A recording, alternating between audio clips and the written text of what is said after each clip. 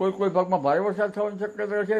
ભાવનગર, સાવરકુંડલા, ગારિયાધાર અને સોરઠ આ ભાગમાં પણ વરસાદ થવાની શક્યતા રહેશે. હાલારના કેટલાક ભાગમાં થોડો વરસાદ વચ્ચે ઓછો વરસાદ થવાની શક્યતા રહેશે. અને ઉત્તર સૌરાષ્ટ્રમાં રાજકોટ વગેરે ભાગોમાં વરસાદ થવાની શક્યતા રહેશે.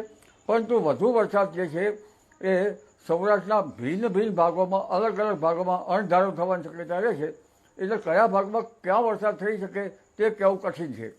પરંતુ મધ્ય ગુજરાતના ભાગોમાં પણ વરસાદ થશે. અને ત્યારબાદ જે પંચમહાલ, દાહોદ, લીમખેડા એ ભાગોમાં પણ કંઈક વરસાદ થશે.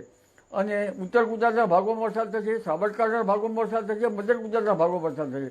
પરંતુ હવે જે વરસાદ થશે એ ભિન્ન ભાગોમાં થશે અને અણધારો એકાએક મોટા ઝાપટા પડી જશે. એટલે હવે ધીરે 28, 29 તારીખ પછી તડકો પડવાની શક્યતા છે. 30મી તારીખ સુધીમાં તડકા વચ્ચે ક્યાંક વરસાદ થવાની શક્યતા છે.